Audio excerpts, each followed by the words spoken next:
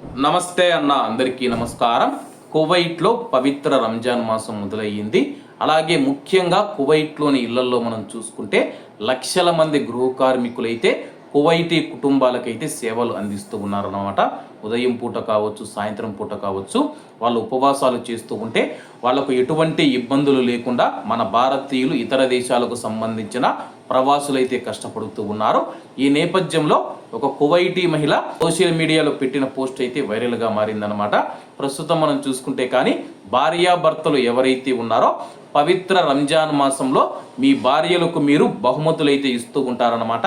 అంటే కొంతమంది మనం చూసుకుంటే బంగారం కొనిస్తూ ఉంటారు, మరి కొంతమంది బట్టలు కొనిస్తూ ఉంటారు, ఫోన్లని, రకరకాల వస్తువులను భర్తలు భార్యలకు ఈ రంజాన్ మాసంలో పిల్లలకు కావచ్చు, భార్యకు కావచ్చు గిఫ్ట్లు అయితే బహుమతులు అయితే కొనిస్తూ ఉంటారు. నిజంగా పవిత్ర రంజాన్ మాసంలో మీ భార్యలకు అసలైన బహుమతి ఏదైనా ఉందంటే కానీ అది ఆ ఇంట్లోకి ఒక ఇంట్లో పనిచేసే అతిథిని తీసుకుని రావడం అని చెప్పేసి ఆ యొక్క మహిళ తెలిపిందనమాట. ఇంట్లో పనిచేసేదానికి పని మనిషి అని చెప్పకుండా ఒక అతిథిని మీరు మీ ఇంటికి తీసుకొని రావాలని చెప్పేసి ఆ యొక్క మహిళ వెల్లడించిందనమాట. అంటే కువైట్లో పని చేస్తూ ఉన్న, ముఖ్యంగా మనం ఇంట్లో పని చేస్తూ ఉన్న వారిని పని మనిషి అని చెప్పేసి, హౌస్ మేడ్ అని చెప్పేసి, కద్దామా అని చెప్పేసి సంబోధిస్తూ ఉంటారు.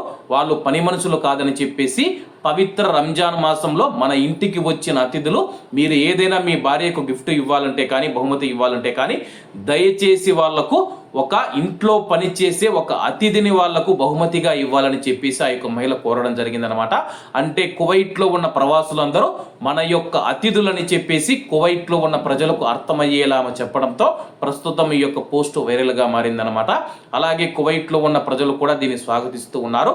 కువైట్లో ఉన్న ప్రవాసులందరూ మనకు అతిథులని చెప్పేసి మన దేశాన్ని నమ్ముకొని మన దేశానికి వచ్చారు, వారి పట్ల గౌరవంగా మరియు మర్యాద పూర్వకంగా నడుచుకోవాలని చెప్పేసి చాలా మంది అయితే కామెంట్లు చేస్తూ ఉంటారు.